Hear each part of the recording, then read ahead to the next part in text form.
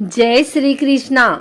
आज शनिवार के दिन आइए सुनते हैं शनिदेव और सूर्यदेव की यह कथा।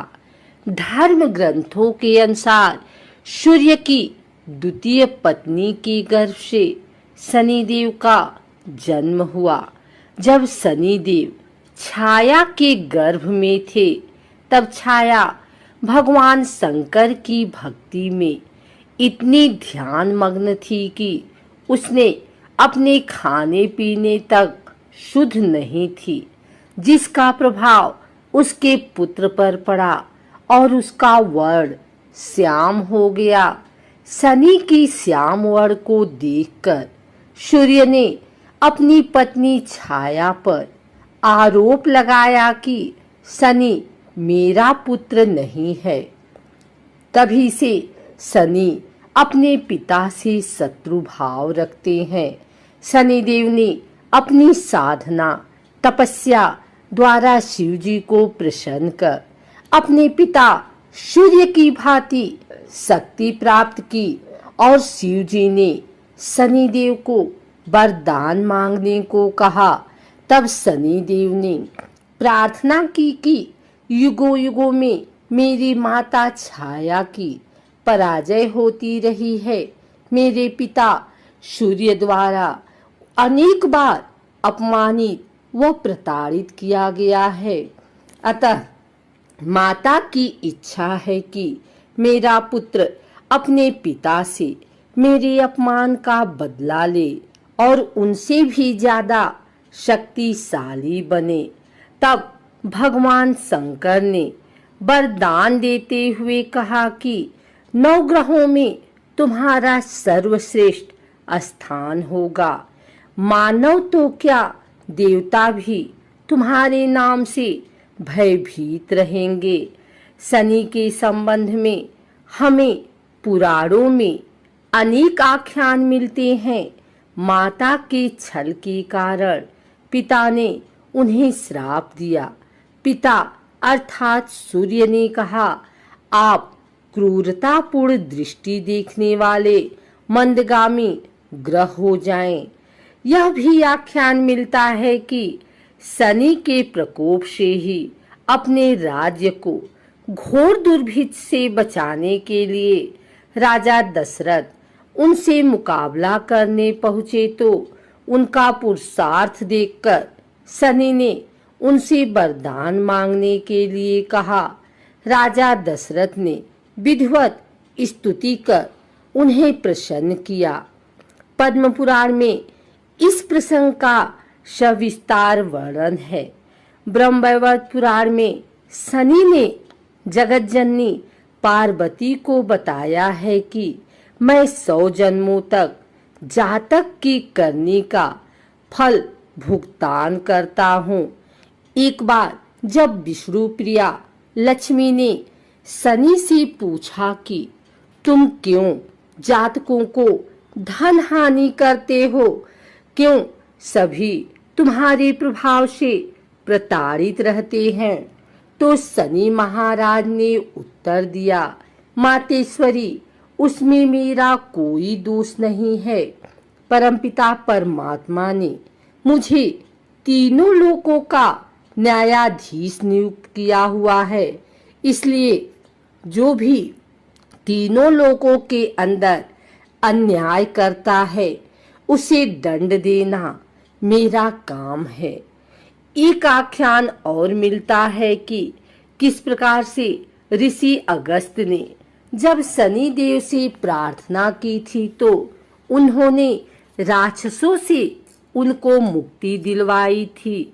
जिस किसी ने भी अन्याय किया उनको ही उन्होंने दंड दिया, चाहे वह भगवान शिव की अर्धांगिनी सती रही हों, जिन्होंने सीता का रूप रखने के बाद बाबा भोलेनाथ से झूठ बोलकर अपनी सफाई दी और परिणाम में उनको अपने ही पिता की यज्ञ में हवन कुंड में जलकर मरने के लिए शनि देव ने विवश कर दिया।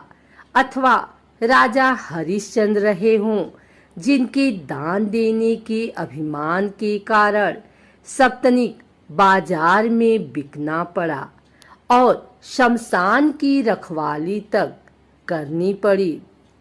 यह राजा नल और दमयंती को ही ले लीजिए, जिनके तुच्छ पापों की सजा के लिए उन्हें दर दर का होकर भटकना पड़ा और भुनी हुई मछलियां तक पानी में तैरकर भाग गई।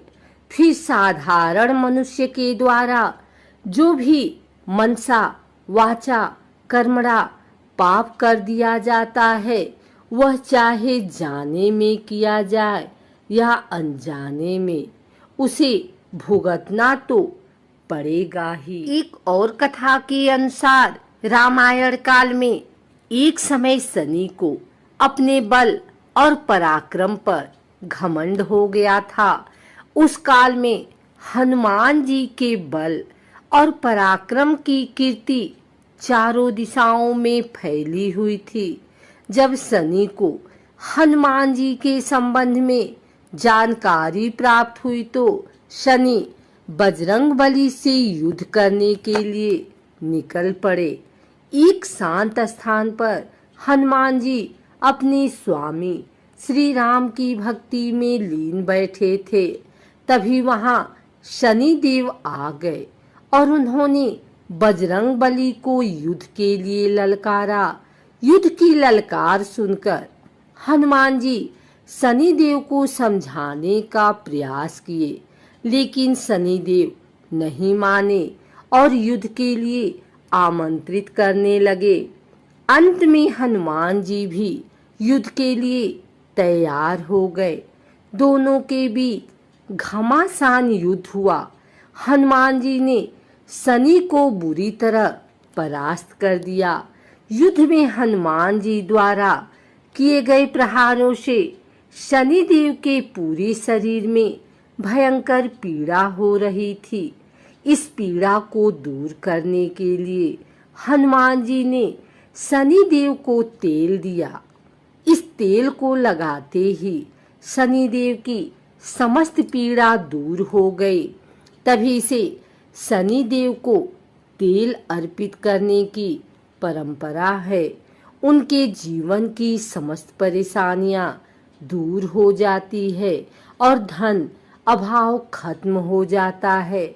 जबकि एक अन्य कथा के अनुसार जब भगवान की सेना ने सागर सेतु बांध लिया, तब राक्षस इसे हानि न पहुंचा सके, उसके लिए पवन सुत हनुमान को उसकी देखभाल की जिम्मेदारी सौंपी गई।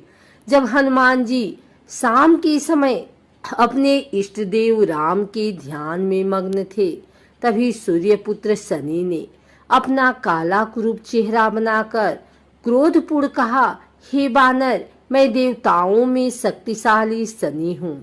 सुना है तुम बहुत बलशाली हो। आंखें खोलो और मेरे साथ युद्ध करो। मैं तुमसे युद्ध करना चाहता हूँ। इस पर हनुमान ने विनम्रता पूर्वक कहा, इस समय मैं अपने प्रभु को याद कर रहा हूँ। आप मेरी पूजा में विघ्न मत डालिए। आप मेरे आदरणीय हैं। कृपा करके आप यहाँ से चले जाइए। जब शनिदेव लड़ने पर उतर आए तो हनुमान जी ने अपनी पूंछ में लपेटना शुरू कर दिया।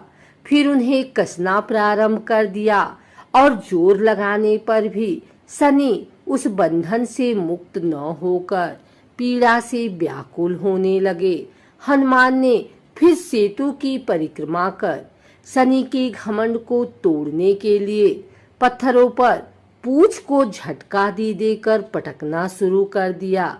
इससे शनि का शरीर लहूलुहान हो गया, जिससे उनकी पीड़ा बढ़ती गई।